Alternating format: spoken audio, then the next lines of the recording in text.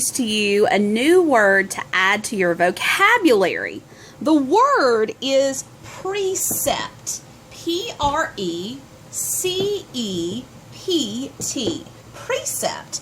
Now, precepts are words of wisdom or words or sentences that teach you a lesson. Now, you've heard precepts spoken to you since you were a very small child. Probably the first precept you might remember is the Golden Rule, which says treat others the way you would like to be treated. Now, that precept teaches people how to practice respect.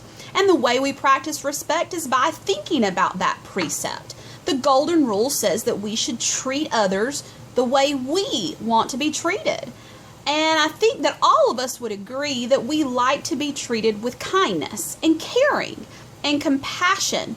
We don't like it when people are rude or hateful or mean or hurtful. So if we use the Golden Rule, if we use that precept, then that means if we don't like the way that somebody else treats us, we should not treat others that way. But if we like certain things that people say or do, then we should pass on that kindness to others because they're probably going to like it too.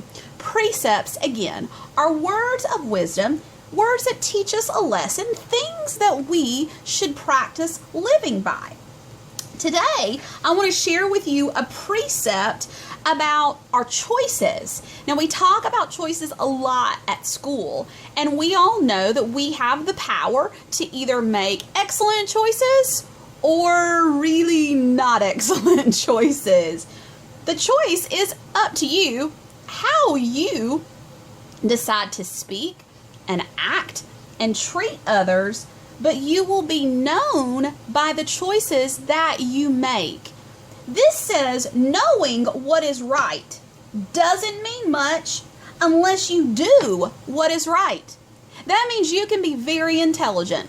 You can know all the difference between right and wrong and good and bad, and you can talk about making good choices, and you can even blame others about how they make good choices. But if you don't take the responsibility to put that knowledge and that wisdom into action and make good choices for yourself, then it doesn't mean much.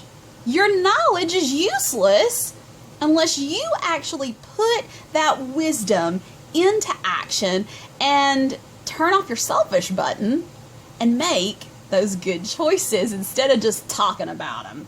Because talk is cheap. Ooh, there's another precept. Talk is cheap. Well, this is a book called What If Everybody Did That? This is a book that kind of demonstrates how knowing what is right and doing what is right are two separate things. The character in our story does not really practice good self-control. He's very selfish, and he just does things that he doesn't think is a big deal. But this book challenges our imagination to think about what if everybody just made those little selfish choices and never turned off their selfish button and made good choices. This book is written by Ellen Javernick and illustrated by Colleen M. Madden. And the title again is What If Everybody Did That?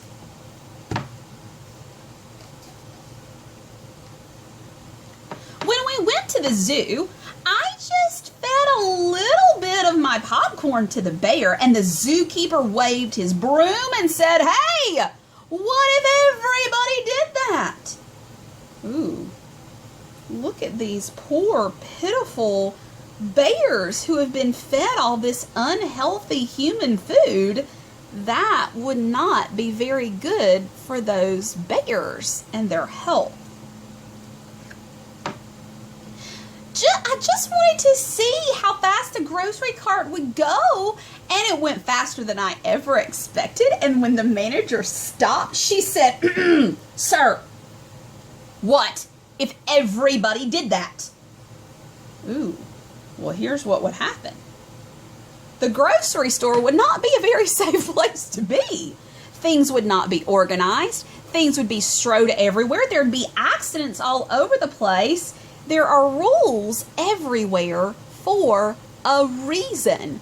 Whether we like to follow rules or not, rules are important and they have an important reason.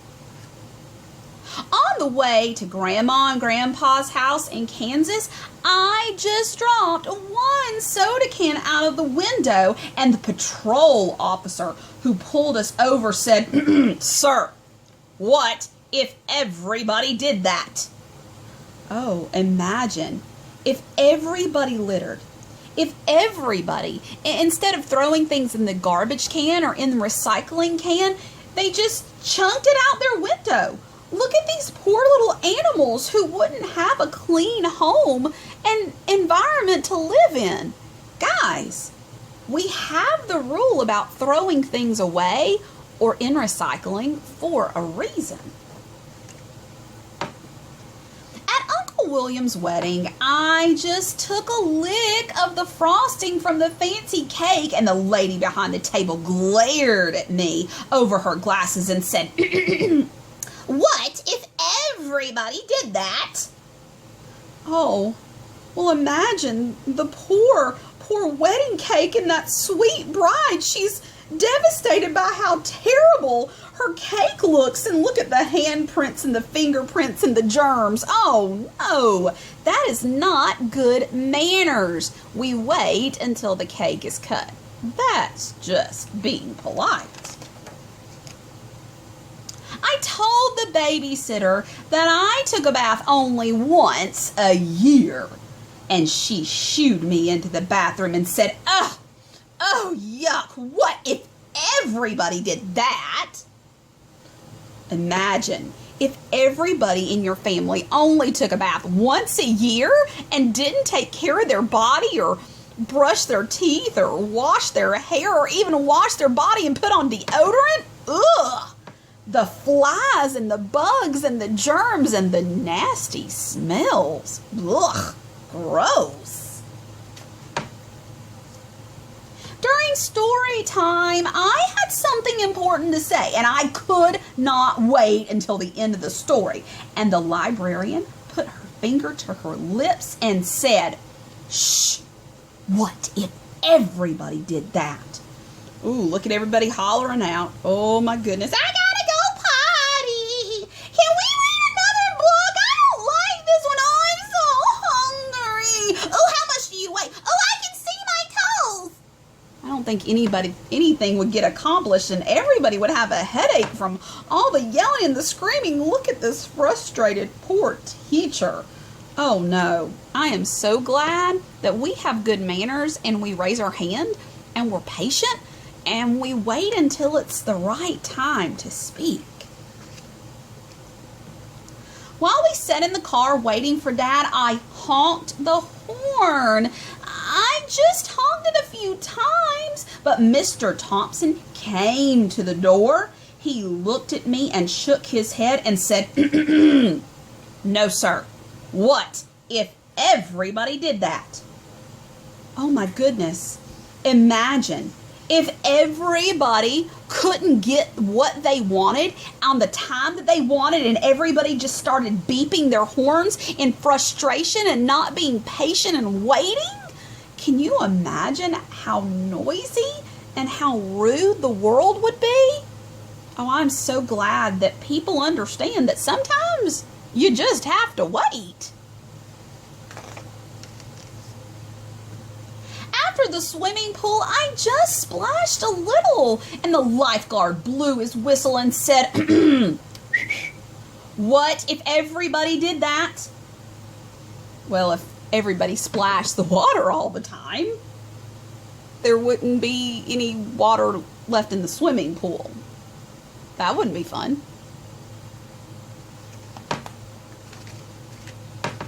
On the bus, I just stood up to see the fire truck, and Mr. Gearshift glared at me in the rearview mirror and said, "Sir, what if everybody did that?" Well, if everybody stood up and leaned over to one side of the bus, the bus could possibly tip over. And look at the firefighter saying, sit down. The dog's even barking for everybody to sit down because that's just not safe. Any of you who ride the bus understand that the bus has safety rules for a reason.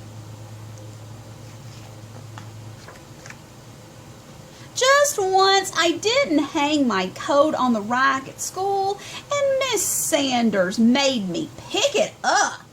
And then she said, "What if everybody did that?" Imagine if nobody hung up their coats or their book bags or anything. Ew, it would just be a mound of coats. Oh, that's just not okay. That's a big mess. At recess, I just threw one snowball at Sammy. Mr. Walter saw me, and he sent me to stand by the wall, and he said, "What if everybody did that?" Well, if everybody did that and threw snowballs or rocks or even the little pieces of wood that's on the ground or sticks, well, it wouldn't be safe. I mean, look at all these people getting knocked down and crying and getting hurt. There's rules on the playground to keep us safe, and we must follow them. When we went out to dinner, I just shot one straw wrapper. And the waitress stopped taking our order, and she looked straight at me and she said, "What if everybody did that, young man?" Well, it would be a pretty rude restaurant if everybody was just shooting their straw wrappers all over the place and it was landing in your food and other people's food and drinks, and it's just rude. After the football game, I just ran onto the field to get the quarterback's autograph. The officials waved his arms and he blew his whistle and said, "Sir, what if everybody did this?" Well, if everybody just ran out onto the field at a game when they wanted to, well, first of all, that would be kind of dangerous. But second of all, the players would never get to play the game because there would always be people out on the field getting in their way. When I came home, I gave Mom a hug. And I thought, what if everybody did that?